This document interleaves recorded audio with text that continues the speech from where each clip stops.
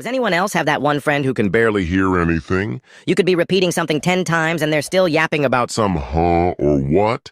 like hello? And what's worse, when they finally manage to hear you, they say Something completely different. for example, Wait, you got ran over by a bus. How did you come up to that conclusion.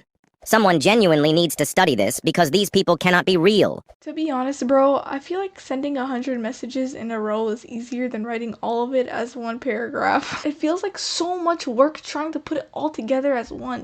The only problem with writing a billion messages in a row is that I look like a maniac who just escaped the psych ward, bro. This thing ever to find is the TV remote. It's like a little rat, bro. It's almost as if the remote can secretly teleport to spots where we would never expect it to ever be, bro. I could put the remote on top of the table, and then when I look away, it will disappear forever. And then somehow it'll end up being in between the couch cushions. I really do not know how that works, but it just works that way. I said I'll reply in a minute 3 years ago. Now it's too late to reply instantly, but too soon to pretend I just saw the message. So I just stare at this chat like it's, just a math problem. Social anxiety level expert mode. Yeah, that's me. What about you guys? I love those moments where I'm uncontrollably laughing with my closest friends ever, like my best friends.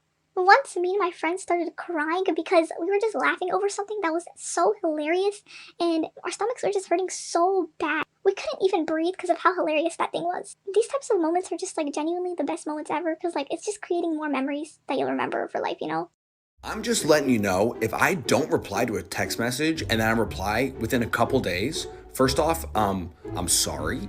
What happened is in my head, I replied to that text message once I saw it. However, I never actually did, and it was just imaginary.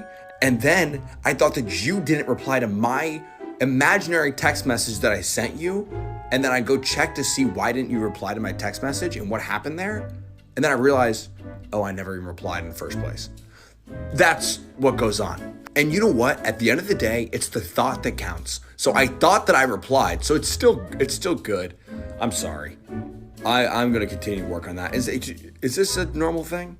Anyone else get so frustrated when teachers tell you to study for a test, but then nothing on the test matches what you studied? They hand out study guides. You spend hours reviewing everything, and then the test rolls around and it's like they pulled random questions out of thin air. It feels like you wasted your entire weekend for no reason, and then when the grades come back, they act like grading all those tests was the worst thing ever. They'll be like, ugh, I can't believe I had to grade all of these. But you're the one who assigned the work in the first place. We spent days studying for this, and you're the one who's complaining. Make it make sense. My friend will be like, you missed my call. And I will be like, no bro, I didn't miss it. I heard it. I vibed to it. And I even did a little dance, It wasn't a missed call. It was a mini concert. I just didn't feel like picking up. It's just pro-introvert behavior. Some people are call person and some people are text person. Which person are you?